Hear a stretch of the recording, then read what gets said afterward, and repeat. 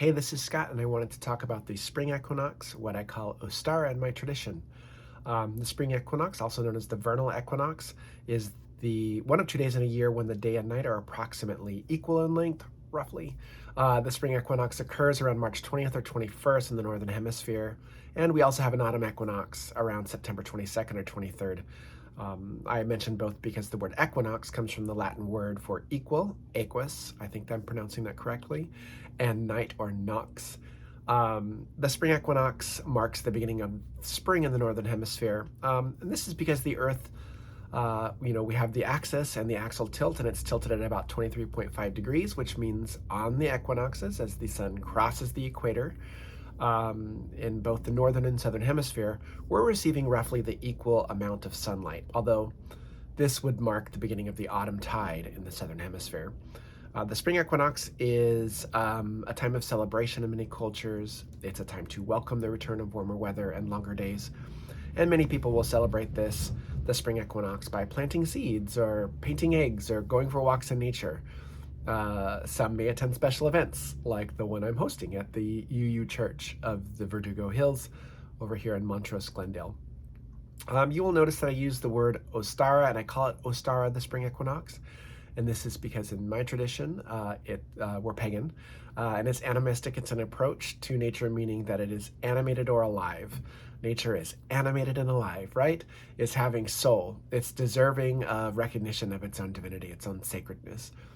I'm softly polytheistic, which means I engage the concept of divinity as having many faces and recognize those many faces as part of a diamond of divinity. So it's part of a whole, but I recognize the diversity within that whole.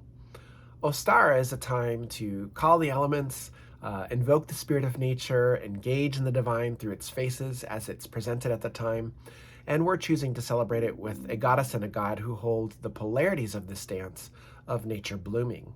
And you will notice that in our ritual, this looks like maybe a goddess or woman of flowers and a rammed horn god who resonates with the spirit of Aries, because that's the sign that will be above us when we have our celebration on the 23rd.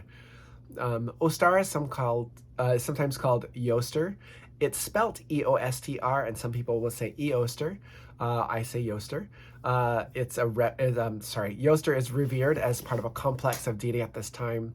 Ostara has its roots in various ancient European traditions, particularly Northern European, and there are some key aspects that I like to talk about with this. So when we're looking at the equinox, we're looking at the balance, but it's spring, so we're looking at renewal and rebirth and fertility. We can look at spring flowers like daffodils, crocus and tulips, eggs, painted eggs, hares and hens, chicks, butterflies, and the colors, yellow, green, pastel colors, all of those bright spring colors that come through.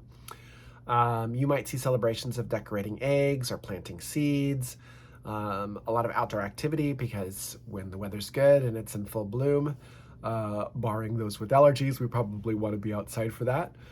Sometimes there's feasts and bonfires, but whenever there's community, there's always a good time for good food.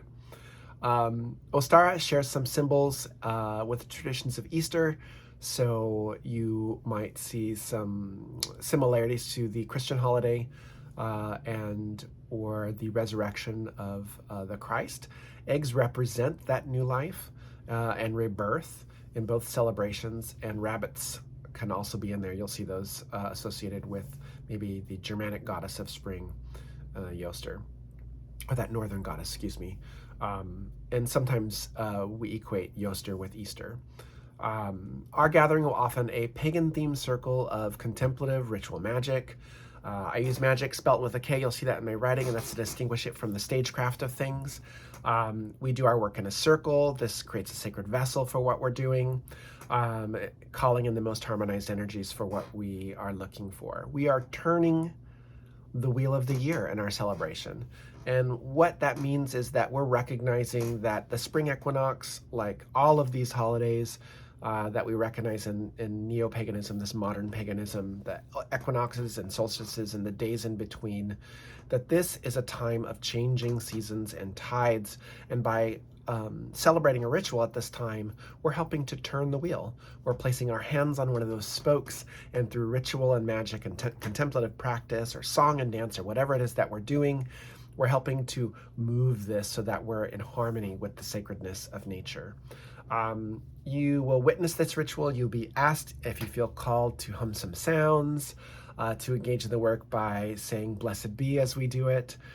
We will do a guided visualization and journey, and you will have a moment in silence to engage that spirit of nature through these forms of the goddess and god. And we will return and bless seeds and stones, which you will take and plant in your own spaces.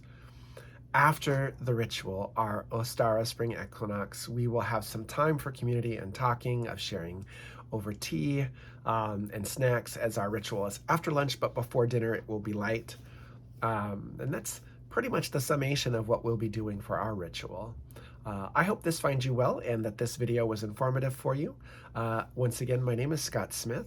I am the founder of Star and Stone.